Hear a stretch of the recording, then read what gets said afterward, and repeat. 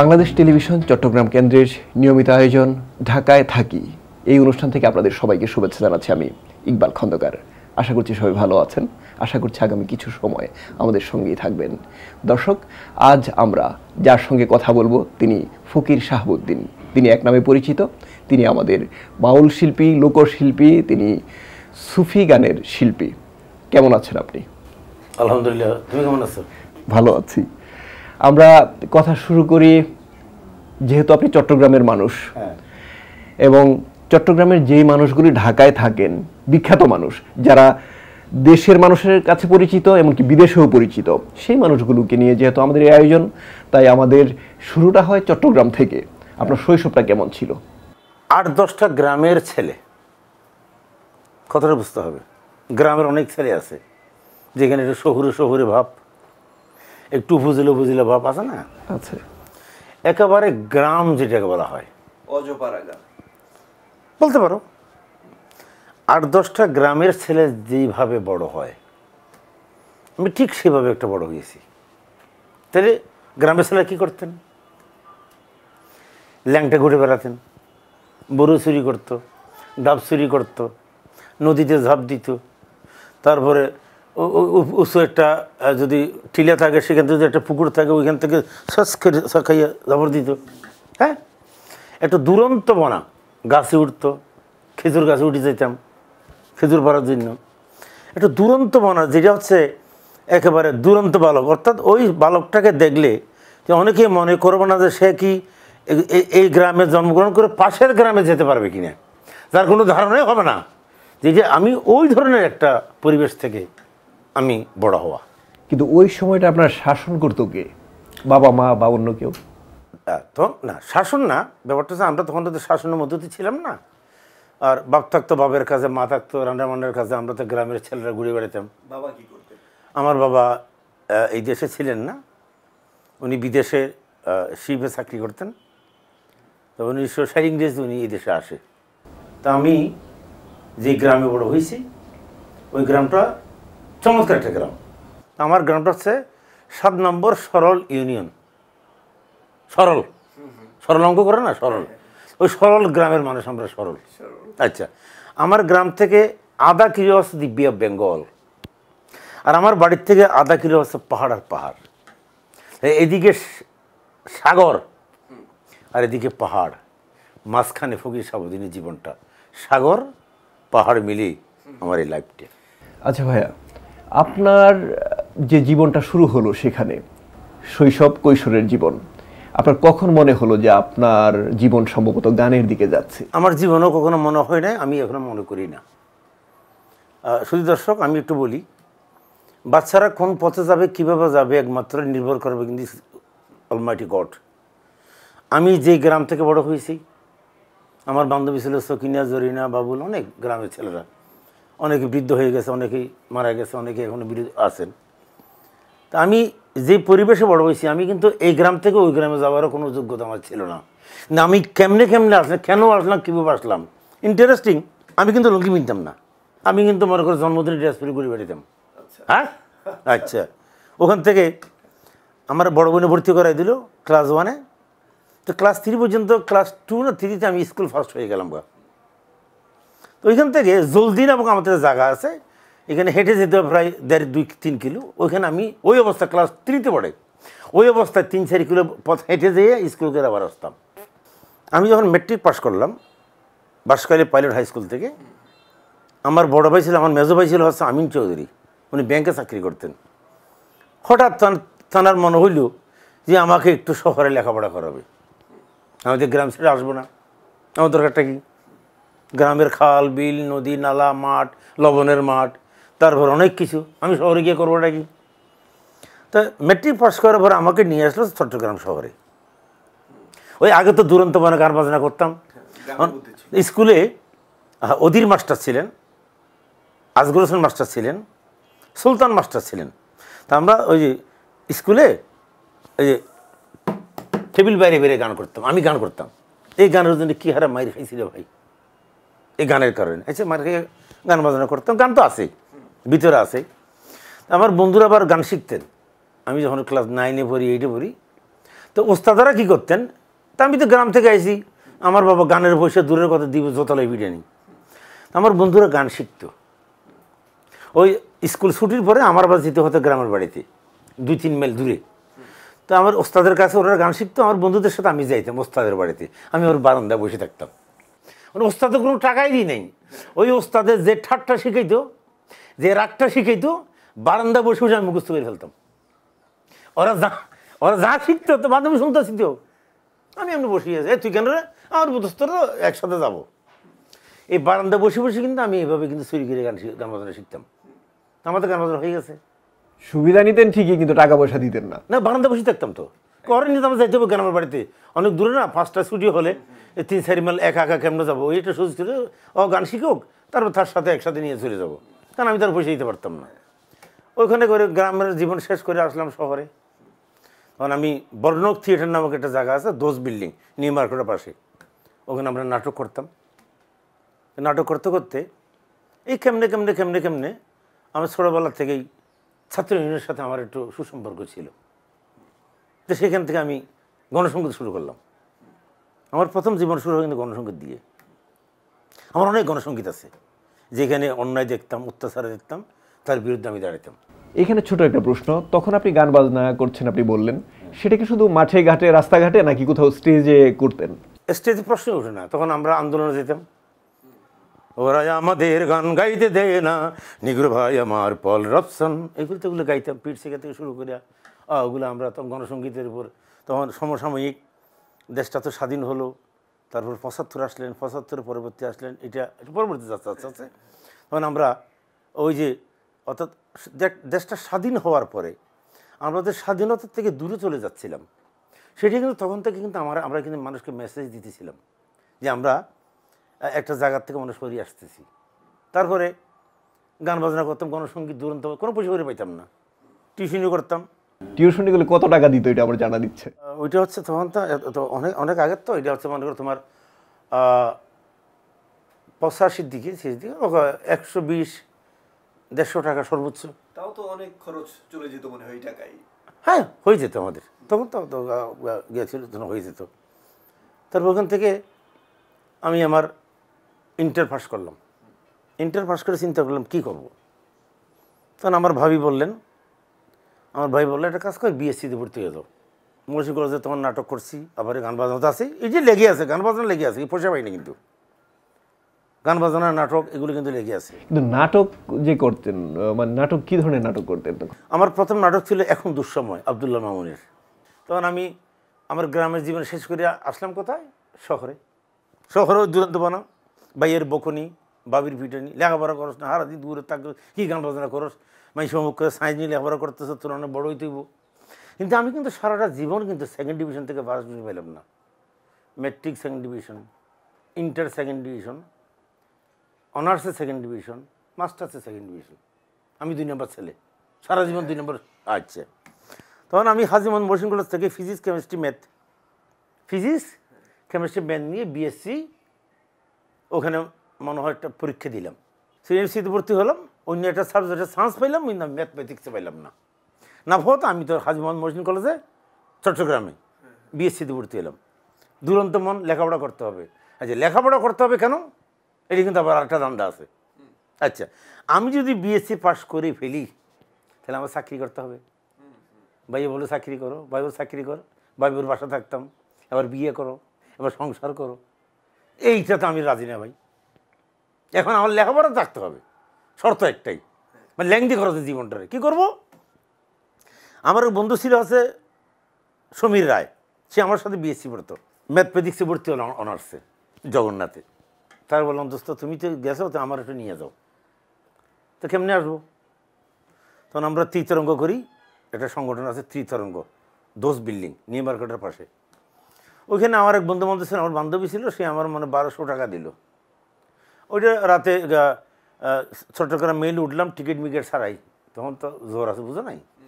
আসলাম ঢাকাতে, তখন আমি ম্যাথমেটিক্সে ভর্তি হলাম, ম্যাথমেটিক্সে অনার্স করলাম, টিউশনি করে। আবার বলছে টিউশনি কিন্তু আছে, আমি কিন্তু টিউশন করতাম, কিন্তু ম্যাথমেটিক্সে পড়াইতাম, কিন্তু গান বাজনাটা কিন্তু শখে করতাম। গান বাজনা আছে, কিন্তু আমি গান বাজনা কখনো টিউশনি করতাম না। আমি অনেক কিছু বাজাইতে পারি, এটা দেখানোর দরকার নেই। আচ্ছা, আমি কিন্তু গণসংগীত গাচ্ছি। তখন আমি মাস্টার্স করলাম ঢাকা ইউনিভার্সিটি থেকে ম্যাথমেটিক্সে। এখন কি করব? গান বাজনা কিন্তু আছেই, লন্ডনে গান বাজনা করছি, তখন আমি গণসংগীত গাচ্ছি। আচ্ছা, এর আগে এগুলোতে গেলে আমার লেখাপড়ার দিক দিয়ে ঢাকাতে আসার পর অনেকে ক্যাসেটে কাজ করে, অনেকে ক্যাসেট বের করে এটি গান আবার বিক্রি করে খায় কেন? গান গায়, এইটি আবার কোম্পানি ক্যাসেট ছাড়ে, শিল্পীকে টাকা দেয়, কি রেতন নাই? গান গাবো, আমি মেহনতি মানুষের গান গাবো, দুঃখী মানুষের গান করবো, আর স্বাধীনতা গান পয়সা দিব কেন এখানে? আর্থিক লেনদেন কি? এই যে কি যা, আমি আশ্চর্য হয়ে গেলাম।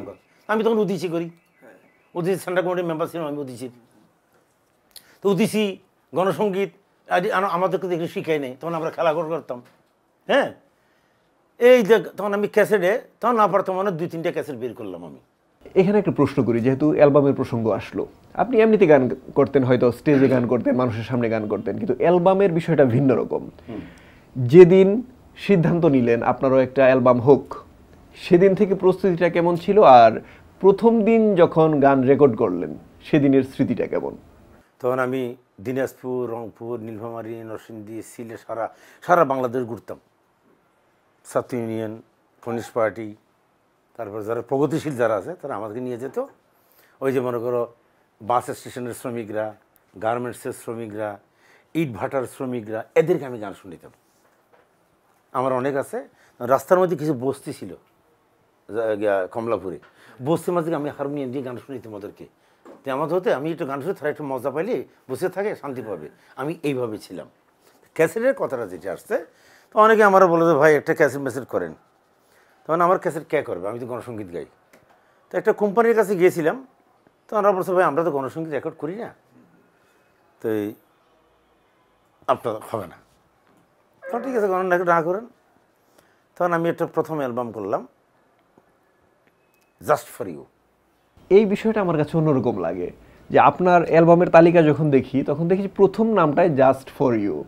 আপনার মেকআপ, গেট আপ, আপনার নামের বিষয়টা কেন বললাম, আপনার এমন একটা নাম ছিল, খুব দাপুটের নাম। দাপুটের নাম কিরকম, যে বাংলা সিনেমায় আমরা দেখি চৌধুরী সাহেবরা খুব দাপুটে থাকে, সেই চৌধুরী বংশের ছেলে আপনি, কিন্তু ফকির শাহাবুদ্দিন হয়ে গেলেন। এটা আপনার ঠিক গানের ধারা কিংবা আপনার যে জীবন আচরণ, সেটার সঙ্গে কেমন জানি নামটা যায় না, মনে হয় যে একেবারে। নামটা কেন জানা বলি, যখন আমি অ্যালবাম নিলাম তো আমি তো গণসংগীতের শিল্পী, আমি দেখলাম যে ইউনিভার্সিটি পাশ করে এসে কারো কোনো চাকরি হয় না। আমি বিভিন্ন জায়গায় চাকরি দিলাম, ঠিক চাকরি হচ্ছে না।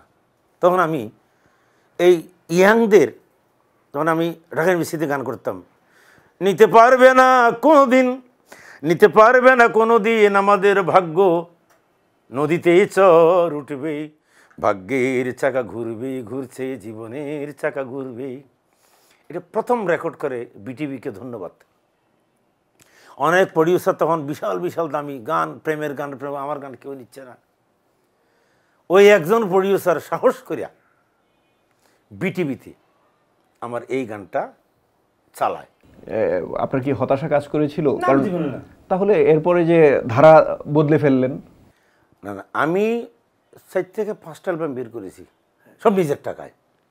কিন্তু আমরা তালিকায় দেখেছি 7টা অ্যালবাম।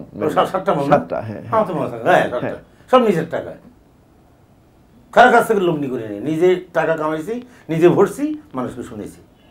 ক্যাসেট করার পর আপনি গানের ধারা পরিবর্তন করলেন, আপনি বাউল গানের দিকে গেলেন, লোকগানের দিকে গেলেন। আচ্ছা, ক্যাসেটগুলো কোথায় করছি একটু প্রশ্ন জিজ্ঞেস করতে হবে। লগ্নিটা কেমনে আসলো? আমি টিউশনি করতাম, তখন আমি একটা জব করতাম ওইখানে লন্ডনে একটা কোম্পানিতে, একটা মানি এক্সচেঞ্জ ব্ল্যাক আলা। আমি লন্ডনে জব করতাম, লন্ডন থাকতাম 6 মাস, বাকিটা এসে কিন্তু এখানে লগ্নি করতাম। লন্ডন কিন্তু বাউলের জায়গা। তখন থেকে আমার স্টেজ শুরু হয়ে গেছে, কিন্তু স্টেজে ভালো টাকাই পাই, কিন্তু কারো কইতাম না। স্টেজে টাকা কামাচ্ছি, ক্যাসেটে ভরছি। আচ্ছা, কেন ভরছি? যারা ক্যাসেট শুনে, আমরা তো স্টেজে আছি, এই যে আমার দর্শক, আবার যারা ক্যাসেট শুনে ওরাও যেন আমার নামটা জানে, লগ্নি করছে। এটা 1990 কি 91 সালে বাংলাদেশ শিল্পকলা একাডেমিতে, তখন শিল্পকলাতে একটা বাউল সঙ্গীতের আসর হয়। সেইখানে আমি একটা গানের চান্স পেয়েছিলাম বাউল গাওয়ার জন্য। সেইখানে সিলেট থেকে কিছু শিল্পী আসলেন। একটা শিল্পীর নাম ছিল রুহিতাস্য চক্রবর্তী, রুহি ঠাকুর, উনি ছিলেন বাউল শাহ আব্দুল করিমের 1 নম্বর শিষ্য। ওই ওনাকে পেয়ে বলতে গেলে আমি তো বাউলটা আগে থেকে গাচ্ছি, মোটমাট বাউল আর গণসঙ্গীত কিন্তু কাছাকাছি। যেমন আমি যে গবেষণাটা করলাম আজকে 20 বছর যাবত ধরে, ডক্টর মৃদুল কান্তির আন্ডারে, একটু বলে দিই, উনি ঢাকা ইউনিভার্সিটির টিচার ছিলেন, মারা গেলেন, যার জন্য আমি আমার সিনোপসিস জমাইতে পারিনি। আমার গবেষণার বিষয় ছিল বাউল অ্যান্ড মানবতা। মানবতা করতে আমি গণসঙ্গীত গাইতাম, বাউলটা এটা একটা মানবতা, এই দুইটা মিলে কিন্তু আমি গবেষণা করতাম। তো বাউলটা আমার কাছে ছিল, বাউল গানটা বেশি শুরু করলাম রুহি ঠাকুরকে যখন পাইলাম, তখন উনি আমার ঠিকানা দিয়ে, তখন আমি সিলেটে সাবান হোটেল ব্যারিস্টার আরও সারি একটা প্রোগ্রাম করছিল 91 সালের দিকে সিলেটে, তখন আমি এখান থেকে গণসঙ্গীত গাইতে গিয়েছিলাম। সেখানে প্রথম আমার শাহ আব্দুল করিমের সাথে পরিচয়। তো করিম সাহেব জিজ্ঞেস করে উনি কোথেকে আসলো, রুহিটাকে বলতে উনি সিলেট থেকে, ঢাকার থেকে আসছে। আমার করে তোমার নাম কিতা? আমি বললাম জি আমার নাম ফকির শাহাবুদ্দিন। ও কনিতা, তুমি কিতা গাও?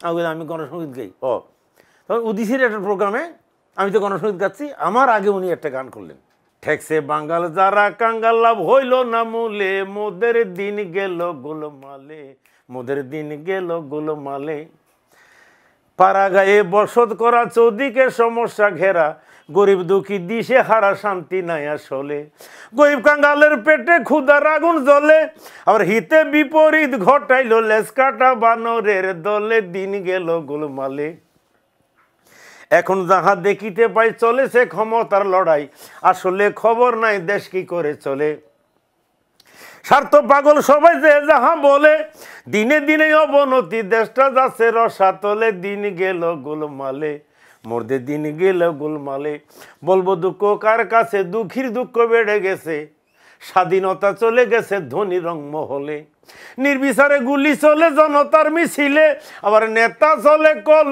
কৌশলে, মরে তো গরিবের ছেলে, দিন গেল গোলমালে, শোষিত জনগণ হতাশা নিরাশায় এখন ভাবিতেছি হবে মরণ পড়ে যাতা কলে, করিম বলে শোষণ মুক্ত সমাজ গড়তে হলে কৃষক শ্রমিক এক হইয়া যাও, কৃষক মজুর সবাই মিলে, দিন গেল গোলমালে।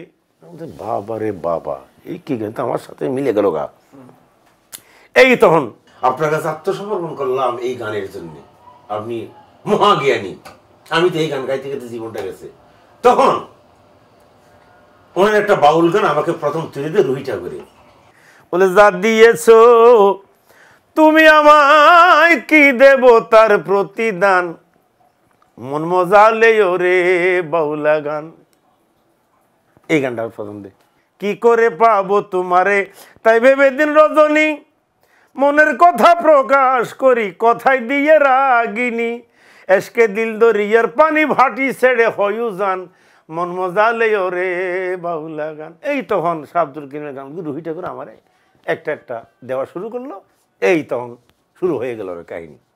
এখন ভিন্ন একটা প্রসঙ্গ, আপনি লোকসঙ্গীতের সংগ্রাহক হিসেবে পরিচিত, 40 থেকে 45 হাজার গান নাকি আপনি সংগ্রহ করেছেন, আমরা তথ্যে পেয়েছি। এখন আপনার মুখ থেকে একটু শুনতে চাই।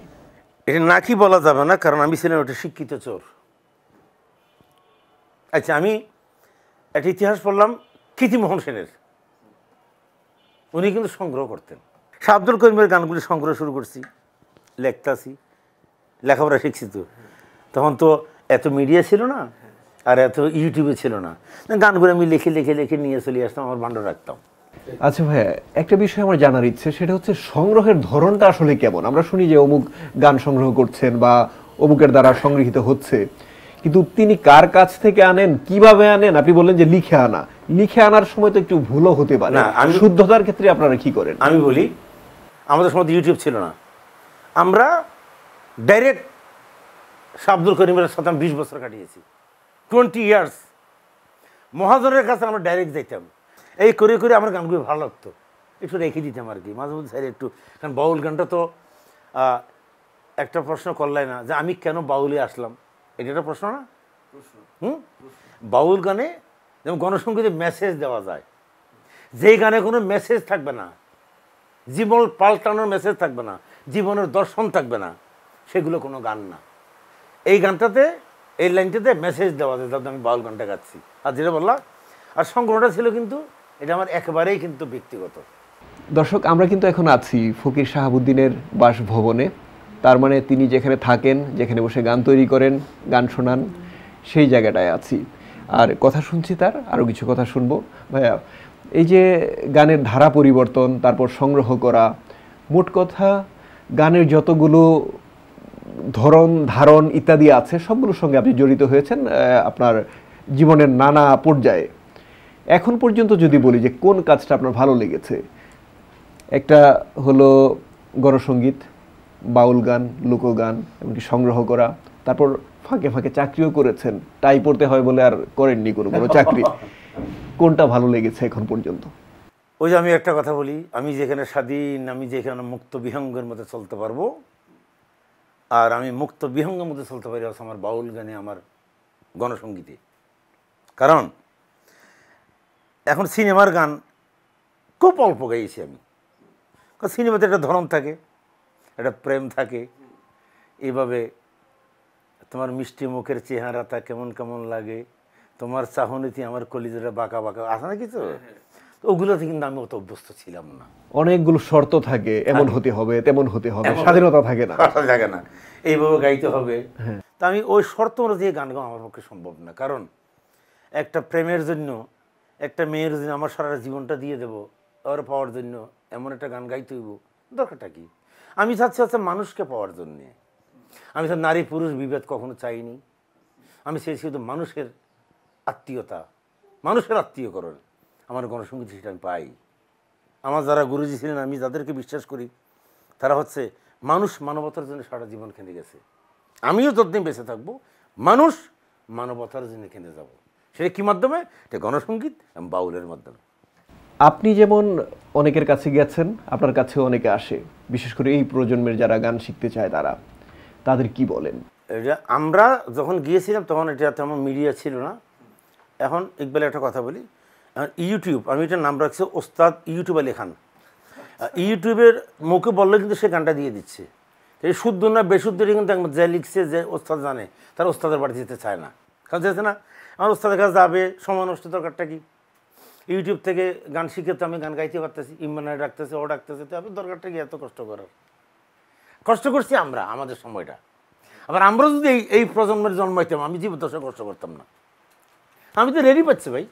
আমি কেন ফকির সাহেবদের কাছে যাবো, দুইটা বকা খাবো, এইভাবে গান শিখো, এইভাবে গাও, এইভাবে করো, উনি একটা মানবতাবাদী মানুষ, দেখো দরকারটা কি? গুরুমুখী বিদ্যা থেকে আমরা সরে যাচ্ছি কিনা, প্রজন্ম সরে যাচ্ছে কিনা?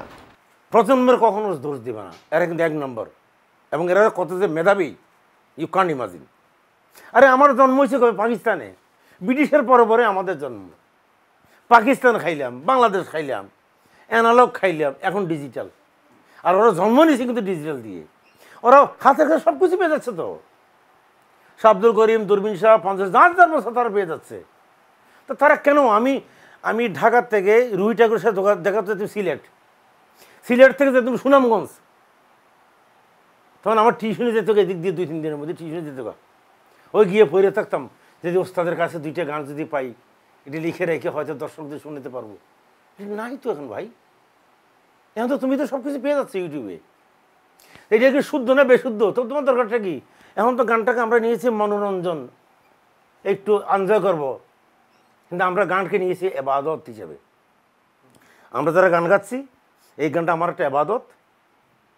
কবিল বিজয় সরকার একটা গান লাগছে, যে গানে দেয় না সুপথের সন্ধান, যে গানে দেয় সুপথের সন্ধান, সেটা হচ্ছে গান। আর যে গানে পথ দেয় না, দেখায় না, সেটা গান বলি না।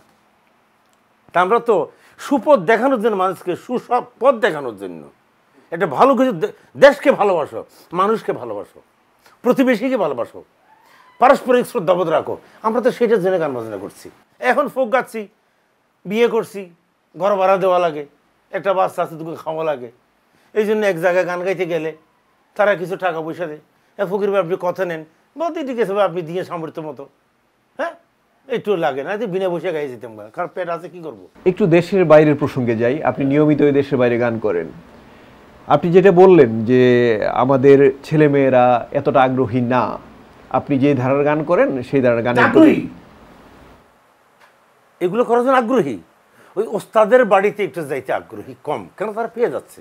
তাদের দোষ না। আচ্ছা, এখন কথা হচ্ছে দেশের বাইরে যখন গান করেন তারা সেটাকে কিভাবে গ্রহণ করে? কারণ দেশের বাইরের মানুষের অভিব্যক্তি দেখে বোঝা যায় যে আমরা কতটা ভালো কাজ করছি। আমি একটা সিম্পল একটা কথা বলি। হ্যাঁ, কানাডার মন্ট্রিয়ালে আমার একটা একক সন্দেহ হচ্ছিল ফিরে চল বাউলের গানে, বাংলাদেশে মাটির টানে। তো সেখানে একজন মানুষ আমাকে $100 নিয়ে আমার কাছে আসলেন। ভাই, দেশে যাই না 12 বছর, 100টা টাকা নেন, এমন একটা গান করেন আমি একটু দেশে যাই, আপনার গানের মাধ্যমে চোখ বন্ধ করে থাকবো, আমি একটু দেশে যাব, আমি একটু নোয়াখালী যাব, নরসিংদী যাব, সিলেট যাব, চিটাং যাব, রংপুর যাব, সিলমারির বন্দরে যাব, বরিশাল যাব, পদ্মা পার হব, একটা গান করেন। ওই গানের মাধ্যমে যেন আমি কানাডার থেকে আমার দেশটাতে গিয়ে মনটা যেন ঘুরিয়ে আসতে পারে। এরা ফোকটাকে এমনভাবে এমন মায়া করে তারা। সিম্পল একটা আমি উদাহরণটা দিয়ে দিই।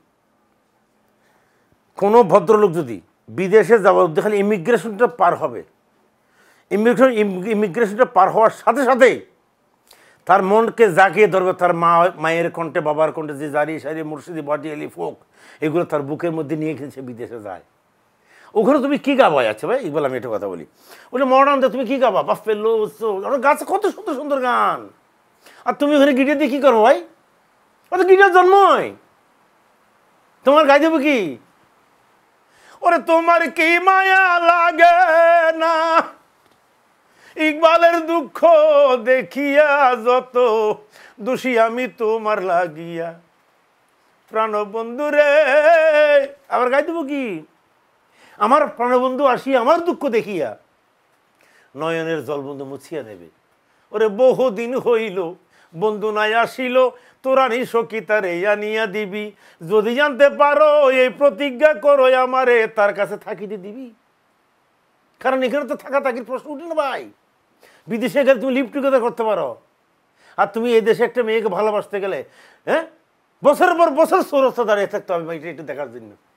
এই যে সুখ, এই যে প্রেমের আকর্ষণ, এই যে শ্রদ্ধা, এটা কোথায় বাবা? এটা এই দেশের গানে হয়, এই দেশের বাউলে হয়, এই দেশের মাটিতে হয়। একটু আগের জায়গায় ফিরে যাই, আপনার চট্টগ্রামে জন্ম, সেই জায়গাটায় যাওয়া হয়, গান গাওয়া হয়, সেটা আমরা জানি। তবু এখন যখন যান, যখন আপনি একেবারে মাঠে ঘাটে গাইতেন, ওই সময়টা এবং এই সময়টা কেমন লাগে চট্টগ্রামে গেলে?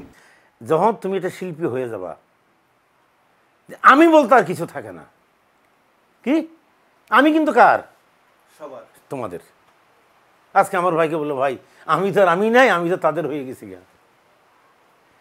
তাই চিড়িয়াঙ্গা যখন যাই একটু কম যাই, আমার ভালো লাগে না। কেন? সহ্য করতে পারি না। কেন আমি শিল্পী হলাম, কেন ওই লেখাপড়া করলাম, কেন ওই ঢাকা গেলাম? আমার দুরন্ত জীবনটাতে ভালো ছিল, বালকটা ভালো ছিল।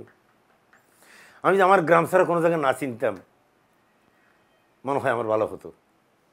আমার গ্রামটা ছাড়া যেন কোনো অন্য পৃথিবী আমার কাছে অন্ধকার থাকতে, আমি আরো ভালো হতাম। চট্টগ্রাম কিন্তু অনেক সমৃদ্ধ একটা জায়গা গানের জন্য। অবশ্যই। আপনি যে ধারাটা বেছে নিয়েছেন, এই ধারার শিল্পী হয়তো আমরা কম পাই। সেখানে আমরা ব্যান্ডের গানের শিল্পী পাই বা বিভিন্ন রকমের গানের, আধুনিক গানের শিল্পী পাই। কিন্তু দিন শেষে যদি বলি, গানের খুব উর্বর ভূমি হচ্ছে চট্টগ্রাম। এই চট্টগ্রাম নিয়ে একটা পরিকল্পনা আপনার থাকার কথা বা থাকা উচিত জন্মভূমি হিসেবে। আমি একটু বলি, এটা আমি যে ইনফরমেশন এখন দিচ্ছি, ইনফরমেশনটা কেউ আঘাত পাবে, কেউ খুশি হবে, ডাজেন্ট ম্যাটার।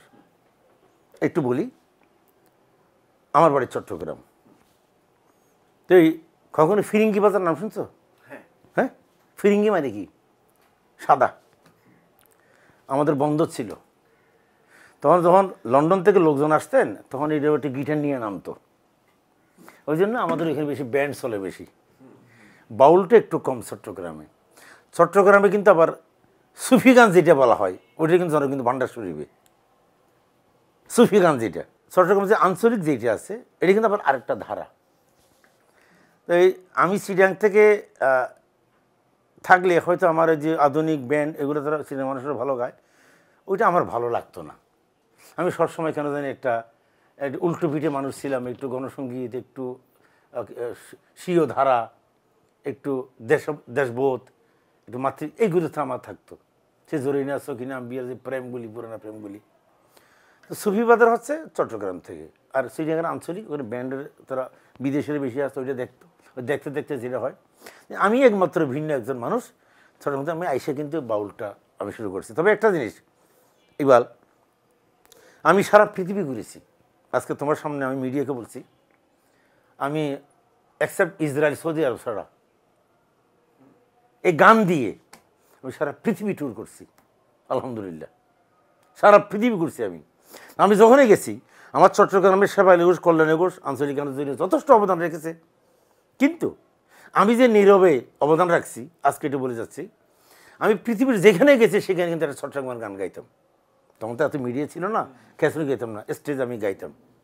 যেমন ওরে সিটা গাঙ্গাইলে তোরে ফতেঙ্গা লই যাইও, সুন্দর সুন্দর সিনারি তোমারে দেখাইও, ওরে রাঙ্গা মাটি লই যাই তোরে গোসল গরিগম লেই কত যাই, হাস্য বাজার লই যাই তোরে গোসল গরিগম দৈরি গাতে যাই, তোমার লাইয়ার পরান ফুইরা যার। এইগুলি আমি প্রতি সারা বিশ্বে গাইতাম। তারপরে সালমারে দিয়ে, সালমার একটা অ্যালবাম আসো, সেখানে আমি সিনের লগে বাজারি তোমার গানটা, এম এন আক্তারের গানটা আমি গাওয়াইছি। আমি যেখানে গেছি চিড়িয়াঙ্গের একটা দুটো গান আমার স্টেজে থাকবেই। চট্টগ্রাম তো আমার এত রিচ, অনেক বড় বড় শিল্পীরা মহাজনের ওখানে পড়ে আছে। যেহেতু আমি ওদের কাছ থেকে একটু ভিন্ন দড়ি ছাড়া চলে আসছি, কিন্তু আমার জায়গা থেকে আমি আমার মায়ের ভাষা যে গানটা আমি কিন্তু আমার জীবদ্দশায় আমি অশ্রদ্ধা করিনি। আমি যেখানে গিয়েছি, কারণ আমি শিল্পী হওয়ার আগের থেকে বিদেশ ঘুরতাম, যেখানে গেছি স্টেজ আমি চট্টগ্রাম আঞ্চলিক গান আমি গেয়েছি। গানের কথা তো হলো, কিন্তু দিন শেষে আমরা ঘরে ফিরি, ঘরের কথা কিন্তু জানা হয়নি। আপনার পরিবার পরিজন সম্পর্কে একটু জানবো। আমরা 4 ভাই 1 বোন, ওরা সবাই চট্টগ্রামে থাকে। একজন থেকে বাঁশখালীতে, আর একজন থেকে হচ্ছে চট্টগ্রামে। উনি ব্যাংকার ছিলেন, আমিন চৌধুরী। ফিরোজ চৌধুরী মারা যায়, আক্তার চৌধুরী দেশে থাকে, আর আমি শাহাবুদ্দিন চৌধুরী ওরফে ফকির শাহাবুদ্দিন। আমার বাচ্চা বাচ্চা সব চিটাগাঙ্গে থাকে। ঢাকাতে আমার ওয়াইফ আছেন, আর আমার একটা সন্তান, হিজ 10+। আমার থেকে মিনিমাম 50 বছরের ছোট। তাহলে অনেকে আমার বলো, ভাই আমার বন্ধু বান্ধবের ফোলাফ্রেন্ডরা সবাই মাস্টার্স পাস করে ডাক্তার ইঞ্জিনিয়ার হয়ে গেছে, আমার বলো যে কিরে তোর ফোলাফ্রেন্ড এত সহজ কেন? আমি তাদেরকে একটা কথা দোস্ত রে, গানের চাষ করতে যাইয়া আর আদম চাষ করা হলো না। গানের চাষ করতে যাইয়া আদম চাষটা আমার দেরিতে হয়ে গেছে। ভাইয়া, আমরা অনুষ্ঠানের শেষ পর্যায়ে চলে এসেছি, এখন বিদায় নিতে হবে। আপনার জন্য অনেক অনেক শুভকামনা। আপনার গান শুনতে শুনতে অবশ্যই বিদায় নিব, তবে বিদায়টা আগে আমি নিয়ে নিচ্ছি। দর্শক, আমরা অনুষ্ঠানের শেষ পর্যায়ে চলে এসেছি, এখন বিদায় নেব। আগামী পর্বে এই অনুষ্ঠানে অন্য কোনো শিল্পীকে নিয়ে আমরা উপস্থিত হব। অবশ্যই চট্টগ্রামের সন্তান তারা, হতে পারেন তিনি সঙ্গীত শিল্পী কিংবা অভিনয় শিল্পী। আমাদের সঙ্গে থাকবেন, বাংলাদেশ টেলিভিশন চট্টগ্রাম কেন্দ্রের সঙ্গে থাকবেন। সবার জন্য শুভকামনা। আল্লাহ হাফেজ। এতক্ষণ যে আমি বললাম, যদি আমার জ্ঞাতারতে কোনো ভুল হয় আপনাকে আমাকে ক্ষমা করবেন, কারণ ক্ষমার কোনো বিকল্প নাই প্রকল্প ছাড়া, ক্ষমা করতে হবে। যে সিটেগিঙ্গে ফুয়ায় বাঁশখালীত বাড়ি, ডাঁ শরৎ কিল্লার সেবাজে হই না বাড়ি। লাস্ট গানটা হচ্ছে, ষাটগার মানুষ বড় ভাগ্যবান, ভাই ষাটগার মানুষ বড় ভাগ্যবান, বারাউলিয়ার পুণ্যভূমি হক ভান্ডারীর দয়ার দান, ষাটগার মানুষ বড় ভাগ্যবান। হর্ণফুলি নদীর ফারত আরা বসত গরি, পাহাড় পর্বত বন জঙ্গলে বন্দর নগরী, ওরে আমদানি রপ্তানি গরি আরা বাসাই দেশর মান, আমদানি রপ্তানি গরি আরা বাসাই দেশর মান। ষাটগার মানুষ বড় ভাগ্যবান, ভাই ষাটগার মানুষ বড় ভাগ্যবান, বারৌলিয়ার পুণ্যভূমি হক ভান্ডারীর দয়ার দান, ষাটগার মানুষ বড় ভাগ্যবান, ভাই ষাটগার মানুষ বড় ভাগ্যবান।